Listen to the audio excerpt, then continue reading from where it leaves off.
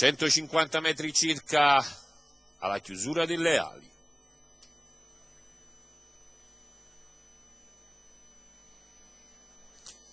Pontebba, velocissima, assume o cerca di assumere l'iniziativa, rientra Pin-Up B. Le due lottano all'imbocco della prima curva, c'è anche Pupilla RG lungo la corda. Si è eliminata Polygriff. Si vanno a delineare le posizioni. È passata Pontebba, lancio in 15-1. Precede Pin-Up B e Pupilla RG. In quarta posizione è partita bene dalla seconda fila Peggy Thor. Primo quarto veloce in 38, per linee esterne Power Tommy che si trascina per l'Age Bigi.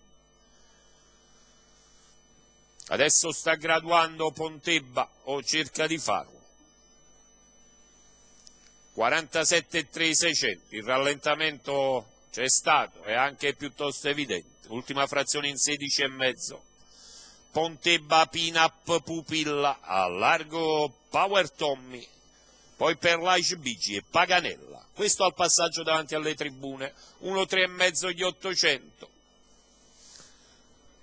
Power Tommy è marcato nella sua avanzata esterna da Pupilla RG e Pin-Up B.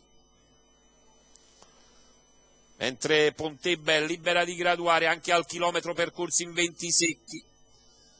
Adesso si sposta Pin-Up B e la va ad attaccare. Pin-Up B sembra incisiva. Attacca a fondo Pontebba, poi Pupilla RG, ci prova per l'Age Bigi, 3/4 di miglio in 1,34,5, si prepara a Pupilla RG, Pontebba ha respinto fino a questo momento Pin-Up B che si ripropone, poi Pupilla RG e Peggy Torra, tabellone per l'Age Bigi, retta d'arrivo. Pontebba attaccata a fondo da Pin-Up che sta passando, ma interviene a centropista Pupilla RG. Pupilla va su Pin-Up e passa. Per il terzo, il numero 8, Peggy Thor, 1-3-8, l'arrivo probabile ed ufficioso. Si afferma Vitale Ciotola con la sua Pupilla RG. La portacolori della scuderia La Zingara che nasce da Bresson Lewis e De Gloria. Il training di Giuseppe Di Costanza.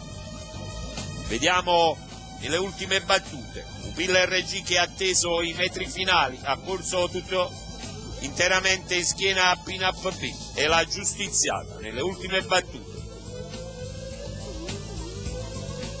Andiamo a vedere la quota del vincente, 12,10 €.